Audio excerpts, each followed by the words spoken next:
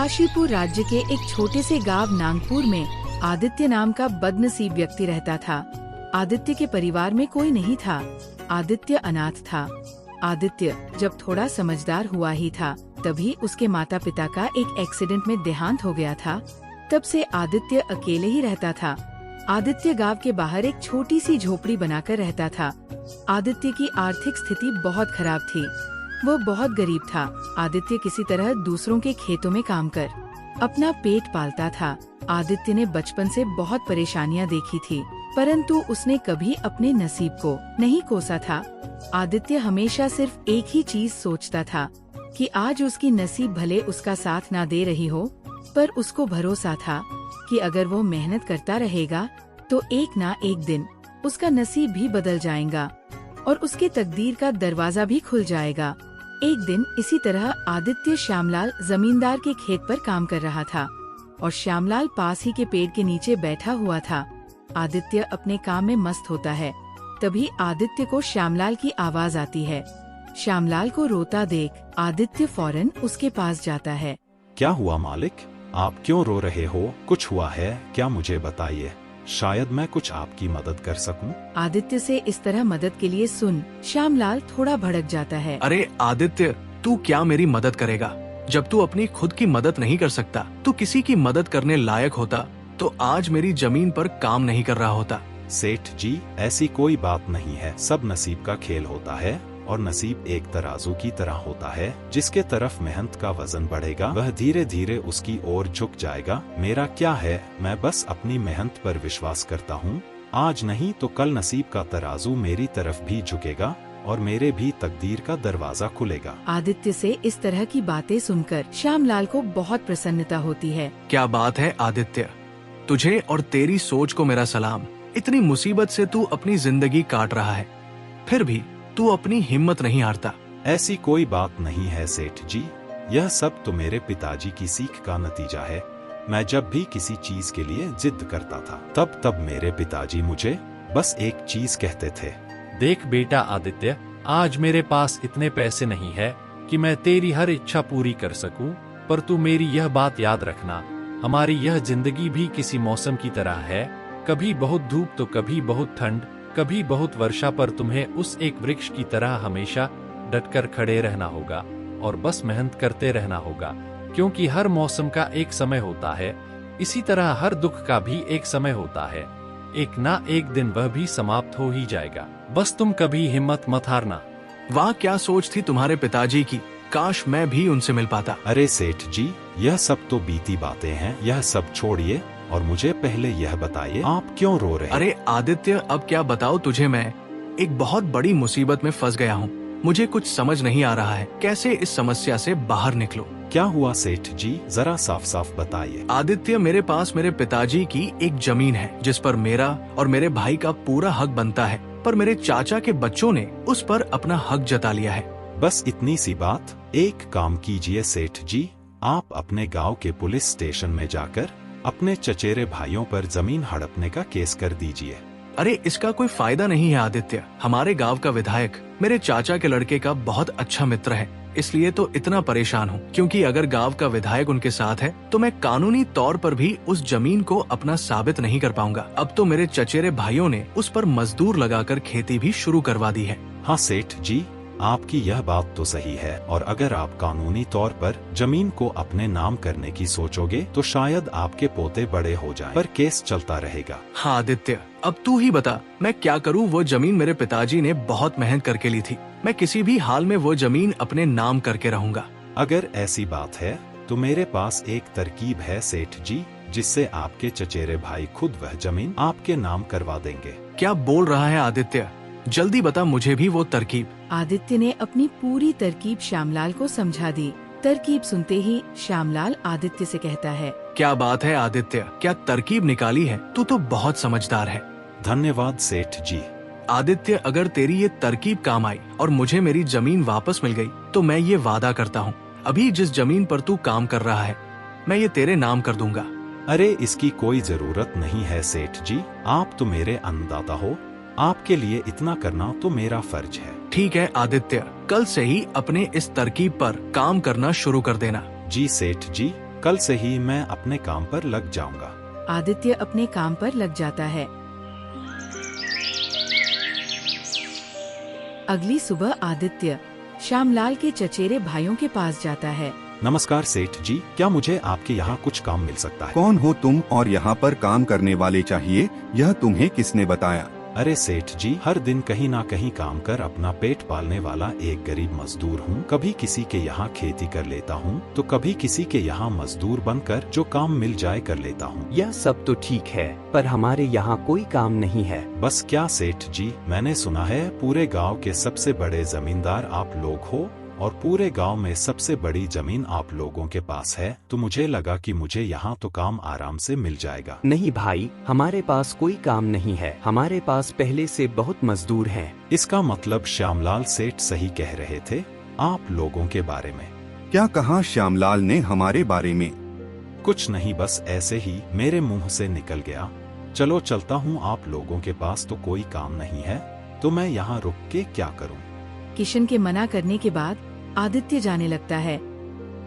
तभी रमेश किशन से उसे रोककर पता लगाने बोलता है कि श्यामलाल ने उनके बारे में आदित्य से क्या बोला है। अरे रुको भाई, इधर आओ, जरा एक काम है तुम्हारे लिए हमारे पास। किशन के बुलाने पर आदित्य फौरन उनके पास चला जाता है। अरे धन्यवाद सेठ जी, बोलिए क्या काम है? मैं कोई भी काम करने को तैयार हूँ, आखिर पापी पेट का सवाल है। काम तो हम बता देंगे, पहले तुम यह बताओ श्यामलाल हमारे बारे में क्या बोल रहा था तुम्हें? आपके यहाँ आने से पहले मैं श्यामलाल सेठ के यहाँ काम करता था, परंतु वह एक नंबर के कंजूस और बदतमीज आदमी है। इतनी मेहनत करने पर भी सही मजूरी नहीं देते थे। इस बात पर कल मेरी उनसे बहस हो गई थी। फिर क्या हुआ? क्या कहा तुमको श्यामलाल ने हमारे बारे में? अरे हुआ यह कि जब मेरी श्यामलाल सेठ से बहस हो रही थी तभी उन्होंने मुझे कहा कि उनसे ज्यादा मजूरी पूरे गांव में कोई नहीं देगा। तो मैंने भी ताव में बोल दिया कि गांव के सबसे बड़े जमींदार किशन सेठ और रमेश सेठ से ज्यादा मजूरी कोई नहीं देता। तभी तो उनके यहाँ हमेशा काम करने वालों की भीड़ लगी रहती है। सही कहा था ना मैंने सेठ जी? अरे हाँ भाई हाँ, आखिर हम गांव के सबसे बड़े जमींदार हैं, तो हमारा फर्ज बनता है हर मजदूर को उसके काम के हिसाब से सही मजूरी मिले। वाह, क्या बात कही है आपने सेठ जी। श्यामलाल सेठ तो मेरे हिसाब से आपके इतना शायद कभी सोच ही ना पाए। चलिए सेठ जी, मुझे भी मेरा काम बता दीजिए तो मैं भी काम पर लग जाऊं। किशन और रमेश दोनों भी आदित्य की चिकनी चुपड़ी बातों में आ जाते हैं और उसे अपने यहाँ खेतों में काम करने का काम दे देते हैं। किशन के कहते ही आदित्य उनके खेतों में काम करना शुरू भी कर देता है। इसी तरह कुछ दिनों तक आदित्य किशन और रमेश के खेतों पर काम करता है। आदित्य बाकी मजदूरों से ज्यादा काम करता था। वह समय से पहले आ जाता और काम पर लग जाता और सब लोगों के जाने के बाद ही जाता। आदित्य को इतनी मेहनत करते देख किशन और रमेश आपस में बात करते हैं। अरे रमेश भैया, यह आदित्य तो बहुत मेहनती है। यह अकेला ही 4 लोगों का काम कर देता है। अच्छा हुआ उस दिन इसे हमने रोक लिया। हाँ भाई, बात तो तू पते की कर रहा है। अच्छा हुआ आदित्य को हमने अपने यहाँ काम पर रख लिया। वह बहुत मेहनती और ईमानदार भी है। आजकल के जमाने में ऐसा व्यक्ति मिलना घास के ढेर में सुई ढूंढने की तरह है। हाँ भैया, कुछ भी कहो, मेहनती तो बहुत है आदित्य। इसके इतना काम शायद ही कोई करता होगा हमारे यहाँ। आदित्य ने अपनी मेहनत से दोनों भाइयों का दिल जीत लिया था। इसी तरह कुछ दिन और बीत जाते हैं। रविवार की सुबह किशन और रमेश अपने खेत के दौरे पर जाते हैं। जब वो अपने खेत पर पहुंचते हैं तो देखते हैं कि आदित्य काम कर रहा होता है। आदित्य को रविवार को भी काम करता देख किशन बोलता है, अरे आदित्य भाई, रविवार के दिन भी तुम काम कर रहे हो? आज तो आराम कर लिया होता। आराम वो क्या होता है? अकेला रहता हूँ घर पर और अकेला व्यक्ति घर पर रहकर क्या ही आराम करेगा। इसलिए सुबह जल्दी ही आ जाता हूँ और काम पर लग जाता हूँ। इसमें मेरा दिल लगा रहता है। तुम बहुत मेहनती व्यक्ति हो। एक काम करो, आज तुम काम रहने दो, जाओ जाकर वहाँ पेड़ के नीचे आराम करो। नहीं सेठ जी, इसकी कोई जरूरत नहीं। आप लोग जाइए, मैं ठीक हूँ। मुझे काम करना पसंद है। ठीक है आदित्य, फिर हम निकलते हैं। तुम्हारा जब मन करे अपने घर चले जाना। ठीक है सेठ जी। इसके बाद किशन और रमेश खेत को आदित्य के भरोसे छोड़कर वहाँ से चले जाते हैं। अगली सुबह जब किशन और रमेश अपने खेत पर आते हैं तो देखते हैं पुलिस वहाँ आई है। पुलिस को देखते ही दोनों दौड़े दौड़े आते हैं। क्या हुआ थानेदार साहब, यहाँ क्या कर रहे हो? हमने तो पहले ही इस जमीन के असली कागजात बड़े थानेदार को दिखा दिए थे ना। अच्छा, यह जमीन तुम्हारी है ना? तभी तो तुम दोनों को अंदर करने आया हूँ। अंदर मैं कुछ समझा नहीं थानेदार साहब, कहना क्या चाहते हो साफ साफ कहो। साफ साफ कहने की कोई जरूरत नहीं है, जरा अपनी नजर घुमाकर वहाँ देखो, तुम्हारी जमीन से क्या निकला है। थानेदार के कहते ही दोनों भाई जब पलट कर देखते हैं तो वहाँ उनकी जमीन में किसी की लाश गाड़ी हुई होती है, जिसका सिर्फ कंकाल बचा होता है। कंकाल को देख दोनों भाई की हवा टाइट हो जाती है। यह कहाँ से आया हमारे जमीन में? चलो अब बहाना मत बनाओ, पहले लोगों को मारो, फिर उसे अपनी जमीन में गाड़ो और फिर बोलो यह क्या है। नहीं थानेदार साहब, यह सब क्या है? यह यहाँ कैसे आया?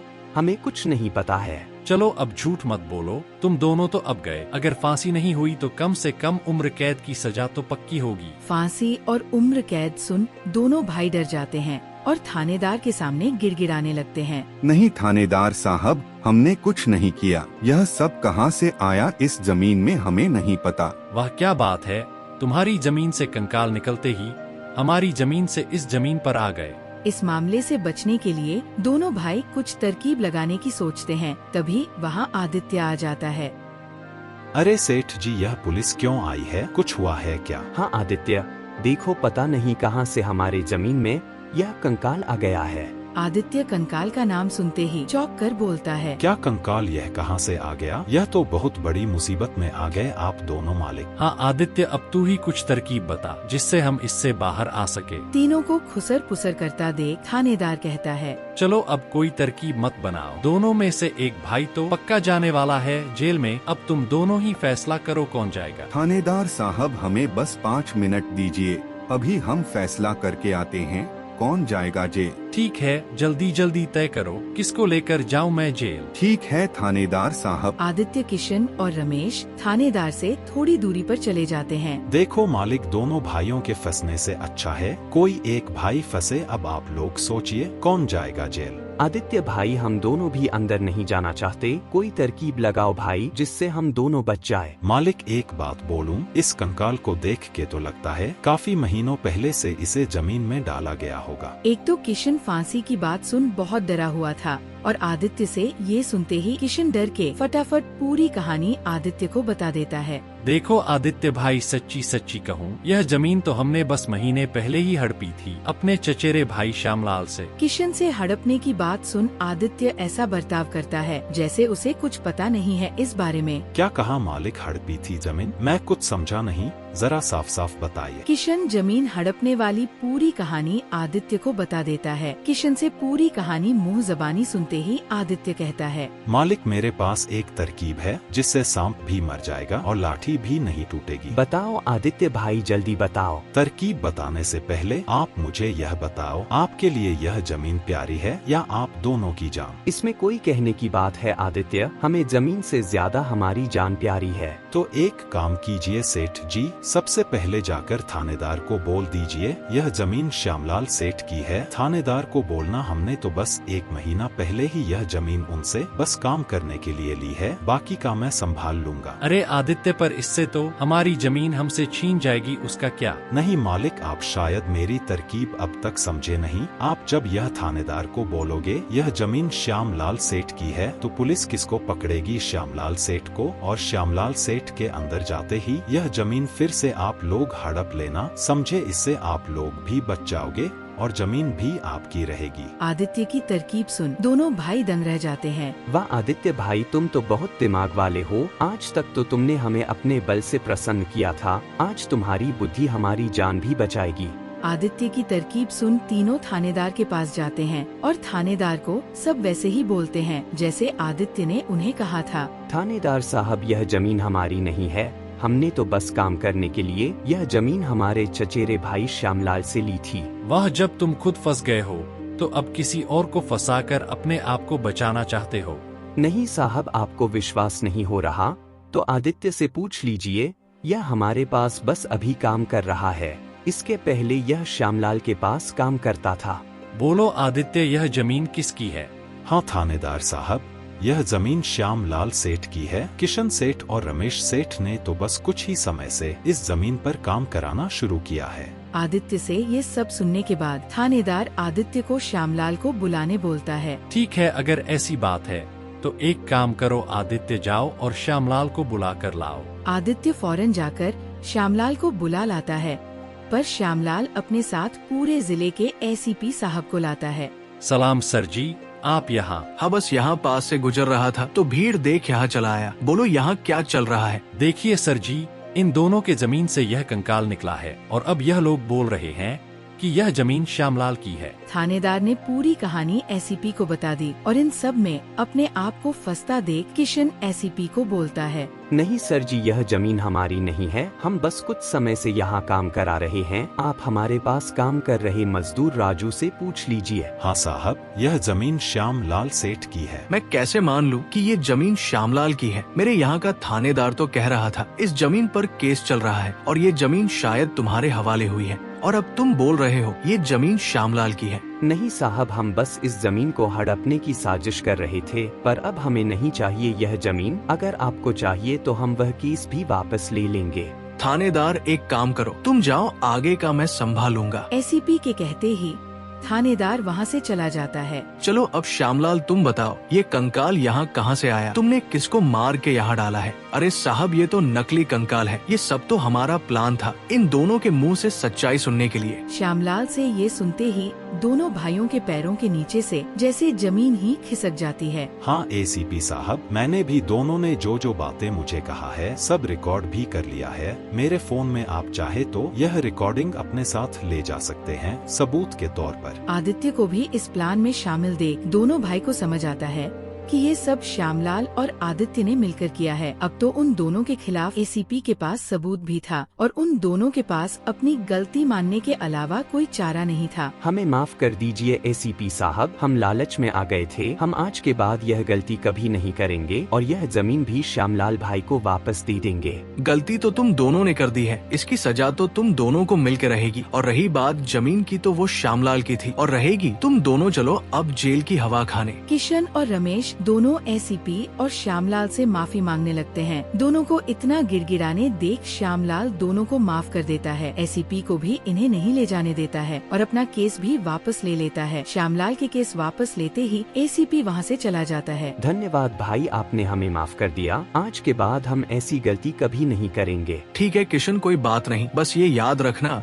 कि एक जमीन के टुकड़े के लिए तुम्हें अपनों के साथ कभी छल नहीं करना चाहिए। तुम्हारे बुरे समय में तुम्हारे अपने तुम्हारा साथ देने आएंगे। जमीन का क्या है, कभी मेरी तो कभी तुम्हारी। आखिर में श्यामलाल आदित्य को जमीन भेंट कर देता है और उसकी एक जमीन का मालिक आदित्य को बना देता है। आदित्य, जैसे कि मैंने वादा किया था उस दिन जिस जमीन पर तुम काम कर रहे थे, आज से वो जमीन तुम्हारी है और तुम उसके मालिक। नहीं मालिक, इसकी कोई जरूरत नहीं है। याद करो तुमने क्या कहा था मुझे, बस मेहनत करते रहो, एक ना एक दिन तकदीर का दरवाजा जरूर खुलेगा। तो समझो तुम्हारे तकदीर का दरवाजा खुल गया और अब तुम भी एक जमीन के मालिक हो। अब से तुम्हें किसी और के यहाँ काम नहीं करना होगा। दोस्तों, इस तरह आदित्य ने अपने मेहनत और दिमाग से श्यामलाल को उसकी जमीन वापस दिला दी और दोनों ठगी भाइयों को भी सबक सिखा दिया।